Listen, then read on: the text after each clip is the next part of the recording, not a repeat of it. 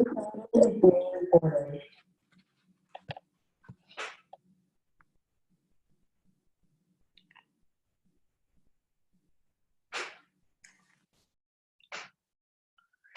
everyone. Welcome to Chapter 7. We're talking all about budgets. Now, I particularly like Chapter 7 and budgets because I think that's something we can all relate to in so many different ways. And we can also think about budgets and the importance that it plays. I mean, you think of every organization, regardless of size and form, there's many people that's utilizing budgets, from the government agencies to churches, hospitals, and nonprofit organization. You can even think about maybe you using budgets at your own household, right? So budgets just as a way for us to keep our expenses or our income and things of that nature in line. Budgets involves establishing specific goals, executing plans to achieve those goals, and periodically comparing those actual results. So you look at some of the effects of budgeting, and it includes planning, directing, and controlling. Now, more specifically, when we're talking about planning, it looks at setting those particular goals, right? So just like your goals, maybe at the beginning of the year or maybe on significant birthdays, you set some goals, right? So it kind of goes along with our discussion. And you're looking at what kind of goals you want to set and what will motivate you to get to your goals and things of that nature. Then the second one, you're looking at directing those types of goals, and that looks at what decisions and actions are needed to achieve these goals. So again, think about whatever goal you set. When you set that goal, you know that goal is not going to reach itself, or it's not going to achieve itself. So you think about what kind of actions and what kind of decisions do I need to make now to get to my end goal. And then lastly, when you're talking about budgeting and objectives of budgeting, you also need to look at the controlling aspect of it, which involves comparing the actual performance against the budgeted goal. And so anytime you have a goal, you're looking at, hey, once this time period has passed, or things have taken place, did I receive or did I make my intended target? Did I reach it? What did I do, or what didn't I do, and what kind of plans do I need to take from there? Okay. So with that, I thought we would talk about maybe the human behavior around budget and what that looks like for an organization, or yourself or your household or any organization that you can think of. Now let's take, for instance, let's make this as practical as possible. So let's look at maybe somebody's budget, my budget, your budget, whatever, or organization, right? And so here's all of their expenses. So they have their mortgage or their rent, maybe a car payment, car insurance, cell phone, health insurance, credit card payment, gas, utilities and water, entertainment, clothes and savings. So that if we add up all of our expenses, so take a second, pause the video, you can do it. Take a second and add up all of your expenses and let me know what you come up with. All right, so hopefully you came up with the number of $2,770. So that's what I'm gonna write here on the screen. My total, my total expenses comes out to 2,000,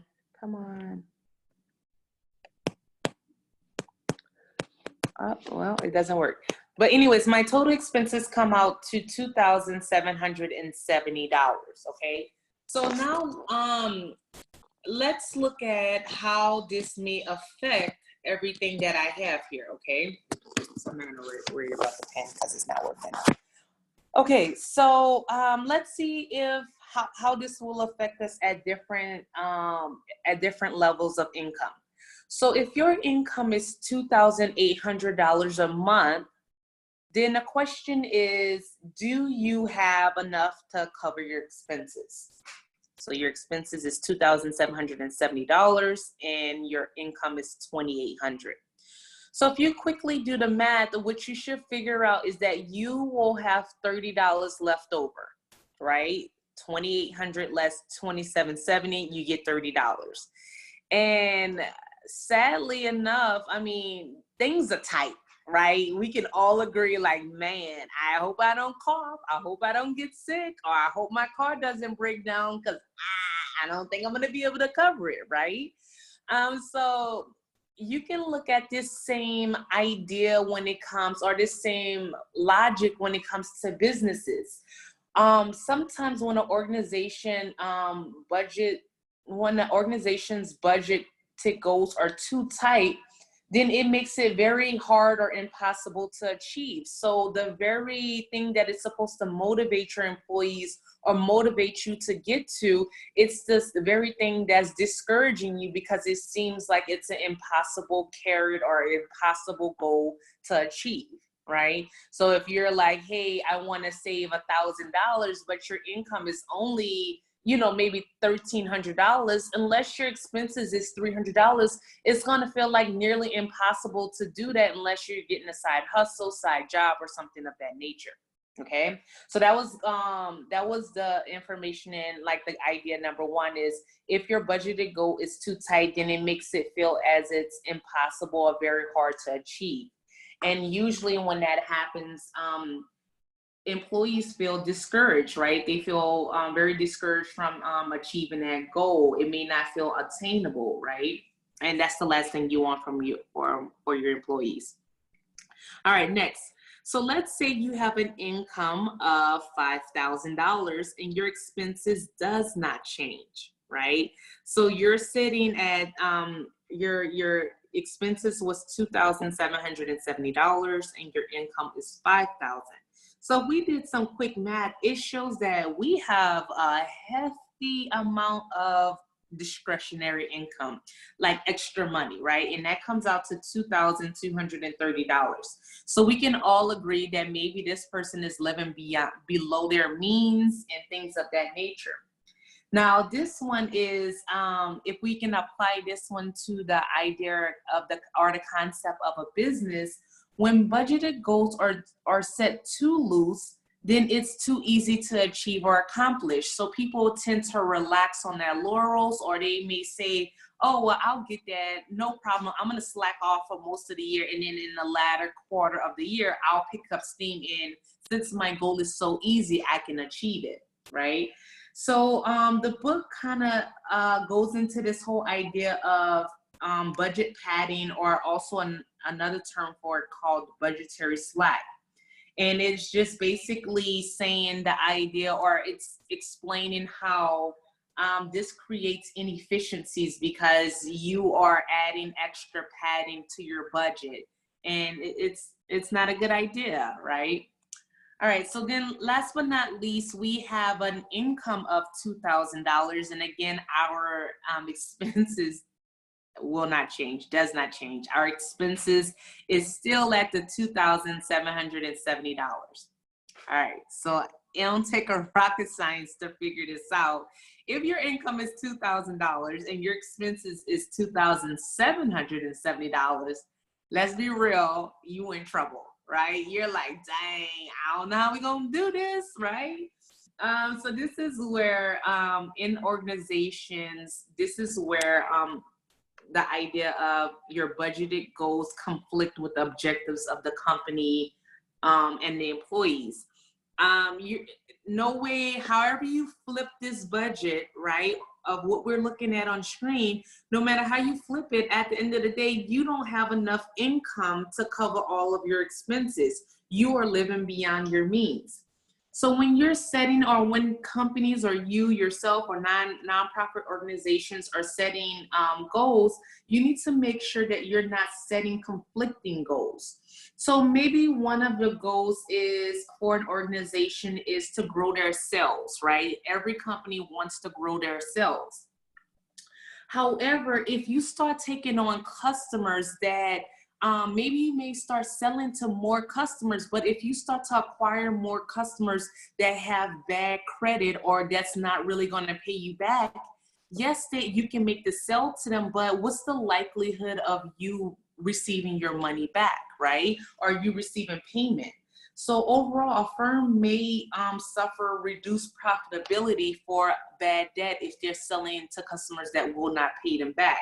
And so in that sense, it's a conflict. Yes, you want to grow your sales, but not at the thought or the process of not collecting cash at the end of it all. Okay, so hopefully that all makes sense to you guys. And so with that, I'm going to keep going. Okay. All right, so let's talk about now budgeting systems.